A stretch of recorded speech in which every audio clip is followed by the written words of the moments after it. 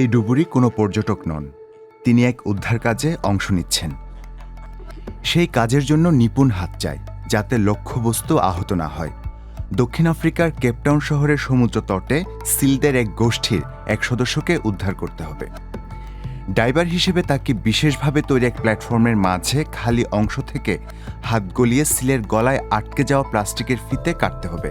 তা না হলে প্রাণীটির দম বন্ধ হয়ে মরে যাবে। মিশন সফল হয়েছে।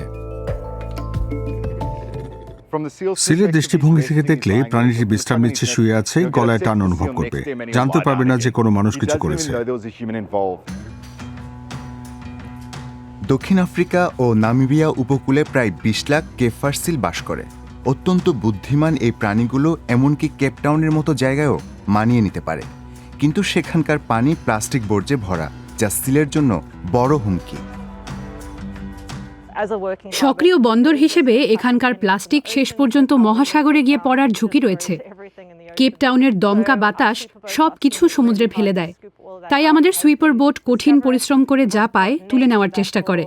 একটা জাল বসিয়েও নিকাশি ব্যবস্থার পানি ছেঁকে বস্তুগুলি তুলে নিয়ে আলাদা করা হয়। কিন্তু টো ওশেনস অ্যাকোয়ারিয়ামের টিমকে এখনও একক পদক্ষেপ নিতে হয়, এমনকি মাছ ধরার চিপও কাজে লাগাতে হয়। ২০২৩ সালে তারা প্লাস্টিকের ফাঁস থেকে ১২৪টি সিলকে বাঁচিয়েছেন। তবে উপকূল থেকে দূরেও প্লাস্টিক ভেসে বেড়ানোর ফলে সিলের ঝুঁকি বেড়ে গেছে। সিল থেকে মুক্ত করা বেশিরভাগ বস্তুই মাছ ধরার কার্যকলাপের সঙ্গে সম্পর্কিত। ফলে আমাদের বন্দরের বাইরে থেকেই সেগুলি আসে বলে আমাদের বিশ্বাস।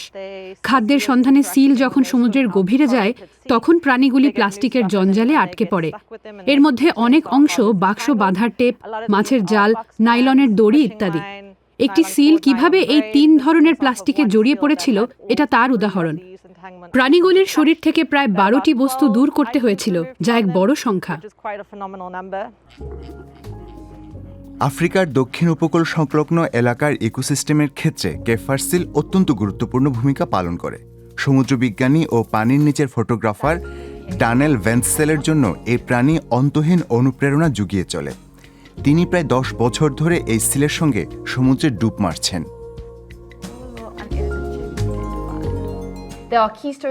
প্রজাতি হিসেবে এগুলি যাকে বলে ইকোসিস্টেমের চাবিকাঠি, অর্থাৎ এই প্রাণী না থাকলে সেটা প্রায় ভেঙে পড়তে পারে। এই প্রাণী মাছ ও স্কুইড খেয়ে সেগুলির সংখ্যার মধ্যে ভারসাম্য রাখে, অতিরিক্ত মাত্রায় বাড়তে দেয় না। এই সিলও হাঙর ও অর্কার মতো প্রাণীর খাদ্য হয়, অর্থাৎ আমাদের মহাসাগরগুলিতে হাঙরের সংখ্যা স্থিতিশীল রাখতেও সাহায্য করে। কিন্তু সম্প্রতি মানুষের ওপর সিল প্রজাতির হামলার একাধিক ঘটনা উদ্বেগের কারণ হচ্ছে। কখনো এমনকি ডাঙার উপরেও এমনটা ঘটছে। বেশিরভাগ ক্ষেত্রে মানুষের প্ররোচনায় প্রতিক্রিয়া হিসেবে সিল এমন আচরণ করছে। কিন্তু প্রশ্ন হলো, মানুষ সম্পর্কে সিলের ভয় কেন কমে যাচ্ছে? এমন সিলের রক্তের নমুনার বৈজ্ঞানিক বিশ্লেষণ করে এক ধরনের টক্সিনের চিহ্ন পাওয়া গেছে, যেগুলো আফ্রিকার দক্ষিণ উপকূলের বিশেষ এক ধরনের এলজি থেকে এসেছে। সেই টক্সিন প্রাণীর মস্তিষ্কের রসায়ন বদলে দিতে পারে এবং তাদের আরও আগ্রাসী করে তোলে। আমরা বিভিন্ন মহলের সঙ্গে কাজ করছি। সবাই মিলে আমরা কোনো এক সময়ে সমাধান সূত্র বার করতে পারি, কিন্তু এই মুহূর্তে এই রোগ সম্পর্কে সচেতনতা প্রয়োজন।